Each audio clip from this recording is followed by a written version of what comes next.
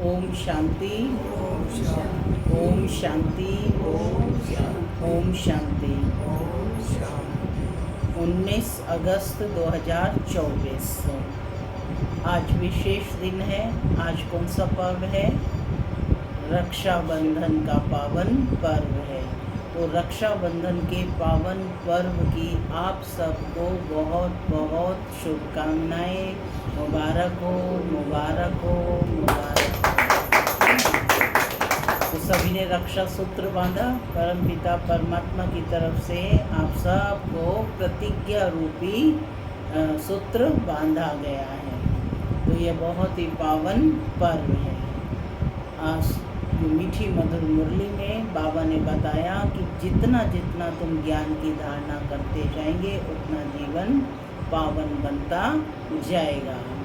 और साथ ही बाबा ने आज स्वदर्शन चक्रधारी किन दो शब्दों से बन सकते हैं वो बाबा ने बताया कि दो शब्दों की ही कहानी है, उत्थान और पतन की, है ना। सतो प्रधान और तमो प्रधान की, शिवालय और वैश्यालय की। तो बाबा ने कहा इन शब्दों को जानकर के ही, इनके ज्ञान से ही तुम सतो प्रधान बन सकते हैं, सुदर्शन चक्रधारी बन सकते हैं। साथ ही बाबा ने कहा कि यह अंतिम जन्म है, तो इस जन्म में बाप से जो हमें सर्व प्राप्तियां मिल रही हैं उनको सामने रखकर पावन जरूर बनकर दिखाना है।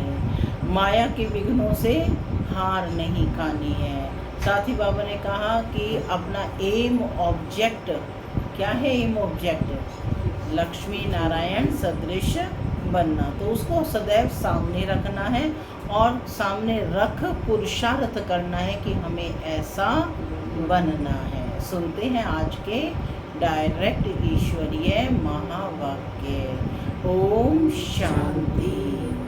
बाबा कहते मीठे बच्चे ज्ञान की धारणा करते रहो तो अंत में तुम बाप समान बन जाएंगे। बाप की सारी ताकत तुम हजम कर लेंगे। आज की मुरली से प्रश्न है, किन दो शब्दों की स्मृति से स्वदर्शन चक्रधारी बन सकते हो? किन दो शब्दों की स्मृति से स्वदर्शन चक्रधारी बन सकते हो? उत्तर है उत्थान और पतन, सतो प्रधान और तमो प्रधान, शिवालय और वैश्यालय। ये दो दो बातें स्मृति में रहें तो तुम स्वदर्शन चक्रधारी बन जाएंगे। तुम बच्चे अभी ज्ञान को यथार्थ रीति जानते हो। भक्ति में ज्ञान नहीं है, सिर्फ दिल खुश करने की बातें करते रहते हैं। भक्ति मार्ग है ही दिल खुश करने का मार्ग। क्या कहा बाबा ने? भक्ति मार्ग है ही दिल खुश करने का मार्ग, क्योंकि भक्ति में ज्ञान नहीं है। ओम शांति। माना मैं आत्मा, शांति मेरा स्वधर्म है। बाबा कहते मीठे बच्चे अब घर वापस जाना है। ओम शांति। मीठे मीठे रूहानी बच्चों प्रति बाप बैठ समझाते हैं। अब तुम बच्चों के लिए बाप कहते हैं कि तुम कितने ऊंच थे। उत्थान और पतन का यह खेल है। तुम्हारी बुद्धि में है कि हम कितने उत्तम और पवित्र थे। क्या है बुद्धि में? कि हम कितने उत्तम और कितने पवित्र थे। अब कितने नीच बने हैं। देवी देवताओं के आगे ही तुम जाकर कहते हो आप ऊंच हो और हम नीच हैं। पहले पहले ये पता नहीं था कि हम ही ऊंच थे, ऊंच और नीच बनते हैं। अभी बाप तुमको बताते हैं। मीठे मीठे बच्चे तुम कितने ऊंच पवित्र थे, फिर कितने अपवित्र बने हो। पवित्र को ऊंच कहा जाता है। ऊंच किसे कहा जाता है? जो पवित्र होते हैं, तन भी और तन और मन भी, हाँ, आत्मा भी पवित्र होती है, उन्हें ही ऊंच कहा जाता है। उसको कहा जाता है वॉइसलेस वर्ल्ड। क्या कहा जाता है? वॉइसलेस वर्ल्ड, यानी निर्विकारी दुनिया।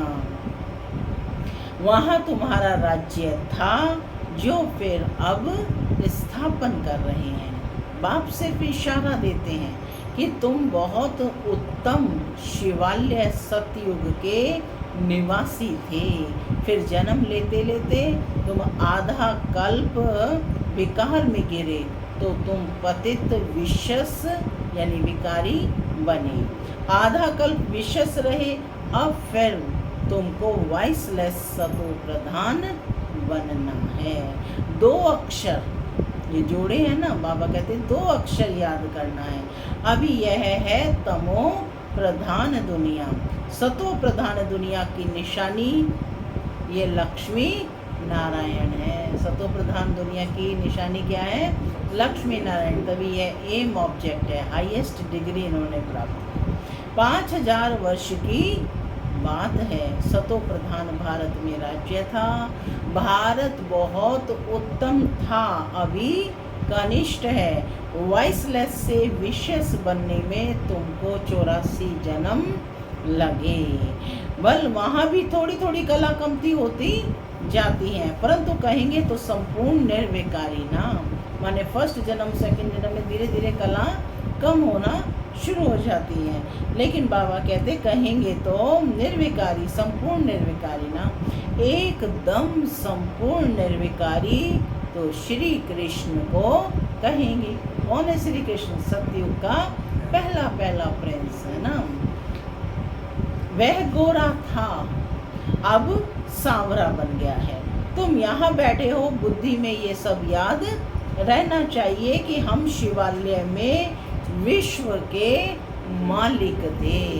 जब सतयुगी दुनिया थी, जिसे बाबा का स्थापन किया हुआ शिवालय कहते हैं, तो उसमें कौन थे तुम? विश्व के मालिक थे। दूसरा कोई धर्म ही नहीं था, सिर्फ हमारा ही राज्य था। फिर 2 कला कम हुई। कौन सा राज्य था? आदि सनातन देवी देवता धर्म का राज्य था। फिर 2 कला कम हुई है ना, त्रेता आया तो 2 कलाएं कम हो गई। तो फिर किसका राज्य आया? किसका आया? राम सीता का राज्य आया। पहले लक्ष्मी नारायण का था ना। जरा जरा कला कम होते होते त्रेता में 2 कला कम हो गई।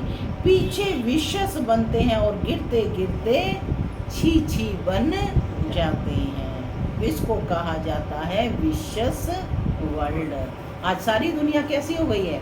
पतित हो गई है ना, तो विशस वर्ल्ड। विषय वैतरणी नदी में गोते खाते रहते हैं, वहाँ क्षीर सागर में रहते थे। तुम सारे वर्ल्ड की हिस्ट्री ज्योग्राफी को, अपने 84 जन्मों की कहानी को समझ गए हो। समझ गए हो ना, पूरे वर्ल्ड की हिस्ट्री ज्योग्राफी को भी और अपने 84 जन्मों की कहानी को भी। हम वॉइसलेस थे इनके राज्य में। हम कैसे थे? जब लक्ष्मी नारायण के राज्य में थे तो वॉइसलेस थे। पवित्र राजा ही थी, उसको कहेंगे फुल स्वर्ग। फिर त्रेता में सेमी स्वर्ग। ये बुद्धि में तो है ना। बाप ही आकर सृष्टि के आदि मध्य अंत का राज समझाते हैं। बाबा आज क्या समझा रहे हैं? उत्थान और पतन की कहानी सुना रहे हैं। यही 84 जन्मों की है, भारत के उत्थान और पतन की कहानी। तो बाबा बाप ही आकर सृष्टि के आदि मध्य और अंत का राज समझाते हैं। मध्य में ही रावण आया है, फिर अंत में इस विशेष पुरानी दुनिया का विनाश होगा। फिर आदि में जाने के लिए पवित्र बनना है। अपने को आत्मा समझ मामेकम याद करो, माने बाप को याद करो। अपने को देह नहीं समझो। तुमने भक्ति मार्ग में वायदा किया था, बाबा आप आएंगे तो हम आपका ही बनेंगे। आत्मा बाप से बातें करती है। श्री कृष्ण कोई सर्व आत्माओं का बाप थोड़े ही है। आत्माओं का बाप तो निराकार शिव बाबा एक ही है। उस हद के बाप से हद का वर्षा और बेहद के बाप से बेहद का वर्षा भारत को मिलता है। इसलिए सतयुग को कहा जाता है शिवालय। शिव बाबा ने आकर देवी देवता धर्म की स्थापना की है। यह तो सदैव याद रखना चाहिए। अन्य धर्मों की स्थापना उनके धर्म गुरुओं ने की है, लेकिन आदि सनातन देवी देवता धर्म की स्थापना स्वयं परम पिता शिव परमात्मा ने की है। तो बाबा कहते हैं यह सदैव याद रखना चाहिए। खुशी की बात है ना कि ये हमें पता चल रहा है कि हमारी देवी देवता धर्म की स्थापना स्वयं भगवान ने की। अभी हम फिर शिवालय में आ जाते हैं। कोई मरता है तो कहेंगे स्वर्ग गया, परंतु ऐसे कभी कोई जाता नहीं है। या जाते हैं स्वर्ग? कोई नहीं जाता, सब यही जन्म मरण के चक्कर में। यह सब भक्ति मार्ग के गपोड़े हैं, दिल खुश करने के लिए। सच सच हेवन में तो तुम अभी जाने वाले हो। वहाँ कोई रोग आदि होते नहीं हैं। तुम सदैव हर्षित रहते हो। तो बाप कितना सहज कर छोटे छोटे बच्चों को जैसे बैठ समझाते हैं ना, भल बाहर में कहाँ भी रहते हो तुम पद पा सकते हो। इसमें पवित्रता तो पहले मुख्य है। सबसे पहले क्या है? पवित्रता है। खान पान शुद्ध हो। दूसरा क्या है? खान पान शुद्ध हो। देवताओं के आगे कभी सिगरेट बीड़ी आदि का भोग लगाते हो क्या? पूछ रहे हैं बाबा। ग्रंथ के आगे है ना, कभी अंडे व बीड़ी आदि का भोग रखा है क्या? पूछ रहे हैं, है ना। गुरु ग्रंथ के सामने गुरु मानते हैं ना ग्रंथ को, सिख लोग, लेकिन वो खाते हैं, लेकिन ग्रंथ के सामने तो कभी अंडे आदि का भोग नहीं लगाते हैं। तो ग्रंथ को समझते हैं कि ये जैसे गुरु गोविंद का शरीर है, ग्रंथ को इतना मान देते हैं, ये गुरु की जैसे देह है, ऐसे सिख लोग समझते हैं। परंतु गुरु नानक ने थोड़े ही बैठ ग्रंथ लिखा है, नानक ने तो अवतार लिया है। क्या कहा बाबा ने? नानक ने तो अवतार लिया है। सिख लोगों की वृद्धि हुई बाद में वह ग्रंथ आदि लिखे हैं। एक के बाद फिर सिख धर्म में आते गए हैं। पहले तो ग्रंथ भी इतना छोटा हाथ का लिखा हुआ था। अब गीता के लिए समझते हैं कि ये श्री कृष्ण का रूप है। ऐसे मानो जैसे नानक का ग्रंथ, वैसे श्री कृष्ण की गीता गाई हुई है। श्री कृष्ण भगवान वाची कहते रहते हैं। इसको कहा जाता है अज्ञान। ज्ञान तो एक परम पिता परमात्मा ही है, में ही है। ज्ञान किसमें है? एक परम पिता परमात्मा में ही है। गीता से ही सबकी सद्गति होती है। क्या कहा शीला बहन बाबा ने? हाँ, गीता के ज्ञान से ही सबकी सद्गति होती है। कौन से गीता के ज्ञान से? जो परम पिता शिव परमात्मा करके गीता का ज्ञान दे रहे हैं ना बाबा। क्या सुनने आई हुई हो? गीता का ज्ञान। तो बाबा कहते हैं गीता से ही सद्गति होती है। वह ज्ञान तो बाप के पास ही है। ज्ञान से दिन और भक्ति से रात होती है। अब बाप कहते हैं आत्मा को पवित्र बनाना है, उसके लिए मेहनत करनी पड़े। माया के तूफान ऐसे जबरदस्त आते हैं जो ज्ञान एकदम उड़ जाता है, किसको बोल भी ना सकें। यानी माया आई और ज्ञान सारा छूमंतर हो जाता है ना। क्या हो जाता है? हाँ, तूफान आता है तो ऐसे जबरदस्त आते हैं जो ज्ञान एकदम उड़ जाता है, किसको बोल भी ना सकें। पहला काम विकार ही बहुत तंग करता है, उसमें ही टाइम लगता है। तो 1 सेकंड में जीवन मुक्ति की बात। बच्चा पैदा हुआ और मालिक बना। तुमने पहचाना कि शिव बाबा आया हुआ है और वर्षे के हकदार बने। गीता भी शिव बाबा ने ही गाई थी। उसने ही कहा कि मामेकम याद करो। क्या कहा शिव बाबा ने? मामेकम याद करो। मैं इस साधारण तन में आता हूँ। कौन से साधारण तन में? ब्रह्मा के साधारण तन में आता हूँ। श्री कृष्ण साधारण थोड़े ही है, वह तो जन्म लेते हैं तो जैसे बिजली चमक जाती है, बहुत प्रभाव पड़ता है। इसलिए श्री कृष्ण का अब तक भी गायन करते हैं। बाकी शास्त्र आदि सब भक्ति मार्ग के हैं। इंग्लिश में फिलॉसफी कह देते हैं। स्पिरिचुअल नॉलेज तो स्पिरिचुअल फादर ही दे सकते हैं। खुद कहते हैं मैं तुम्हारा स्पिरिचुअल फादर हूँ, ज्ञान का सागर हूँ। तुम बच्चे भी बाप से सीख रहे हो, ज्ञान को धारण कर रहे हो, फिर पिछाड़ी में बाप मिसल बन जाएंगे। बाप मिसल बन जाएंगे। सारा मदार धारणा पर है, फिर वह ताकत आ जाएगी बाप की याद से। याद को जौहर कहा जाता है। तलवारों में भी फर्क होता है। तलवार में भी फर्क होता है। वही तलवार 100 रुपए वाली भी होती है, वही तलवार 3-4 हजार की भी होती है। बाबा तो अनुभवी है ना, तलवार का बहुत मान होता है। सिख लोगों में ना तलवार का बहुत मान होता। गुरु गोविंद सिंह की तलवार का कितना मान है। तो तुम बच्चों को में भी यह योग का बल चाहिए। क्या चाहिए? योग का बल चाहिए। और तो ज्ञान तलवार में जौहर चाहिए। ज्ञान तलवार है ना, और योग बल है। जौहर आने से फिर जल्दी समझेंगे। ड्रामानुसार तुम मेहनत करते रहते हो। जितना जितना बाप को याद करेंगे, याद से ही सब पाप कटेंगे। पतित पावन बाप ही युक्ति बता रहे हैं। फिर कल्प बाद भी ऐसे ही आकर तुमको ज्ञान देंगे। इनको भी सब त्याग करा के ऐसे ही अपना रथ बनाएंगे। तुम बच्चों को वहाँ कितनी कशिश हुई, कैसे सब भागे।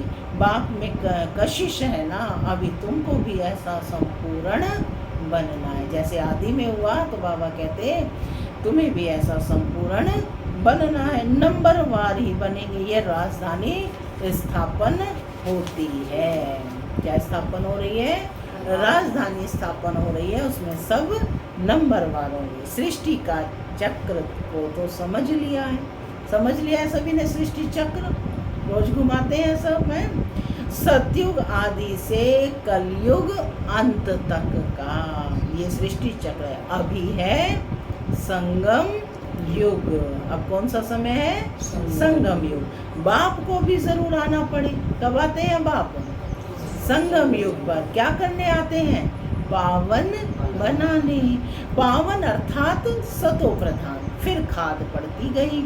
अब वह खाद निकले कैसे? आत्मा सच्ची होती है तो जेवर भी सच्चा अर्थात गोरा शरीर होता है।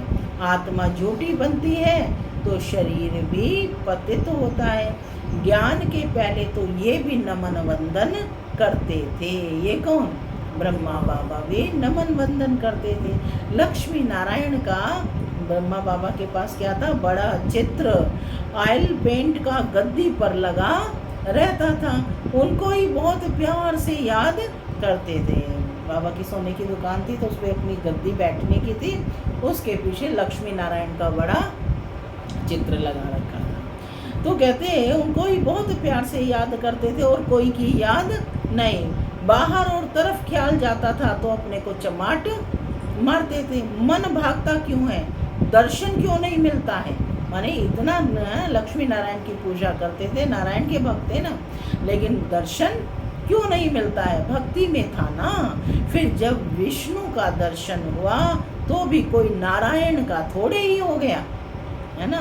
पुरुषार्थ तो जरूर करना होता है, एम ऑब्जेक्ट तो सामने खड़ी है। क्या है एम ऑब्जेक्ट? लक्ष्मी नारायण सदृश। ये चैतन्य में थे, लक्ष्मी नारायण चैतन्य में थे, जिनका जड़ चित्र बनाया है, पाप आया है पावन बनाने, नर से नारायण बनाते हैं। तुम भी उन्हों की राजधानी में थे। फिर ऐसा बनने का पुरुषार्थ करते हो तो अच्छी रीति फॉलो करना चाहिए। थे राजधानी में, हाँ थे, तो फिर पुरुषार्थ करना चाहिए। ब्रह्मा को देवता थोड़े ही कहा जाता है। विष्णु देवता ठीक है, मनुष्यों को तो कुछ पता नहीं है, कहते हैं गुरु ब्रह्मा गुरु विष्णु, है ना। अब विष्णु गुरु किसका हुआ? सबको गुरु कहते रहते हैं। शिव परमात्मा नमः, उनको गुरु, उनको परमात्मा कह देते हैं। सबसे बड़ा तो बाप है ना, उनसे हम ये सीख रहे हैं। औरों को सिखलाने के लिए पहले खुद सीखेंगे, फिर दूसरों को सिखलाएंगे, सेवा का पालन। सतगुरु तो जो तुमको समझाते हैं वह तुम औरों को समझाते हो। सतगुरु जो तुमको समझाते हैं वह फिर तुम औरों को समझाते हो। बाबा कहते कि गुरु को ऐसे नहीं कहेंगे कि ये बाप है, टीचर है, नहीं तो यह सारी नॉलेज तुम्हारी बुद्धि में होनी चाहिए। हम शिवालय में थे, अभी वैश्यालय में पढ़े हैं, फिर अब शिवालय में जाना है। बल कहते हैं ब्रह्म में लीन हो गया, ज्योति ज्योत समाया, परंतु आत्मा तो अविनाशी है। समा सकती है वो? नहीं समा सकती ना, हर एक का अलग अलग अस्तित्व है। तो कहते हैं कि आत्मा तो अविनाशी है, हर एक को अपना अपना पार्ट भरा हुआ है, सब एक्टर्स हैं, उनको अपना पार्ट बजाना ही है, वह कभी मिट नहीं सकता। जो भी सारी दुनिया की आत्माएं हैं उनको पार्ट बजाना है। जैसे कि नए सिरे से शूटिंग होती जाती है, परंतु यह अनादि शूटिंग हुई पड़ी है। यह वर्ल्ड की हिस्ट्री ज्योग्राफी रिपीट होती रहती है। यह वंडरफुल सितारा है जो प्रकृति के बीच चमकता है। हर एक का प्रकृति के बीच में अपने सितारे पर हाथ लगाए, कहाँ चमकता है? प्रकृति के बीच में चमकता रहता है, कभी घिसता ही नहीं। ये ज्ञान तुम्हारे में आगे नहीं था। वंडर ऑफ वर्ल्ड, ये क्या है? Wonder of world. हेवन अथवा स्वर्ग नाम सुनकर दिल खुश होता है। अभी तो सतयुग है नहीं, अभी है कलयुग, तो पुनर्जन्म भी कलयुग में ही लेंगे। जाना तो सबको जरूर है, परंतु पतित आत्माएं तो जाना सकें। अभी तुम बच्चे पावन बनते हो योग बल से। पावन दुनिया गॉड फादर ही आकर स्थापन करते हैं। फिर रावण हेल बनाते हैं, ये तो प्रत्यक्ष है ना, रावण को जलाते हैं ना। मनुष्य तो कहते हैं यह अनादि चला आता है, परंतु कब से शुरू होता है रावण राज्य? द्वापर से। यह भी किसी को पता नहीं है, आधा आधा तो कर ना सके, क्योंकि लाखों वर्ष कह देते हैं, कलयुग को फिर 40,000 वर्ष कह देते हैं, तो मनुष्य घोर अंधियारे में है ना। बाबा कहते हैं अज्ञान नींद से जागना बड़ा मुश्किल है, जागते ही नहीं है। अभी है संगम युग, जबकि बाप आकर पावन बनने की युक्ति बताते हैं। तुम पावन होगे तो पावन दुनिया स्थापन हो ही जाएगी। तुम पावन होंगे तो पावन दुनिया स्थापन हो ही जाएगी। ये पतित दुनिया ही क्लास हो जाएगी। अभी कितनी बड़ी दुनिया है, सतयुग में तो बहुत छोटी दुनिया हो जाएगी। अब माया पर जीत पाकर पावन जरूर बनना है। बाप कहते हैं माया बड़ी दुस्तर है, पावन बनने में ही अनेक प्रकार के विघ्न डालती है। पवित्र बनने की हिम्मत रखते हैं, फिर माया आकर क्या हाल बना देती है। भूसा लगाकर गिरा देती है, की कमाई खत्म कर देती है, फिर बहुत मेहनत करनी पड़ती है। कोई तो गिरते हैं, फिर मुंह भी नहीं दिखाते, फिर इतना ऊंच पद पा ना सकें। पुरुषार्थ पूरा होना चाहिए, फेल नहीं होना चाहिए। इसलिए कोई गांधर्वी विवाह भी करके दिखाते हैं।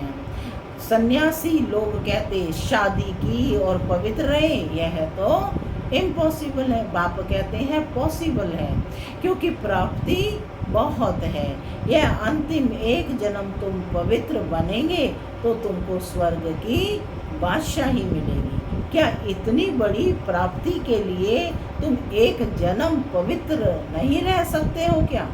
कहते हैं बाबा हम जरूर रहेंगे। सिख लोग भी पवित्रता का कंगन डालते हैं। यहाँ कोई धागा आदि बांधने की दरकार नहीं है, यह तो बुद्धि की बात है। बाप कहते हैं ममेकम याद करो। बच्चियां बहुतों को सुनाती हैं, परंतु बड़े आदमियों की बुद्धि में यह ज्ञान बैठता थोड़े ही है। बाप कहते हैं पहले उनको अच्छी रीति समझाओ।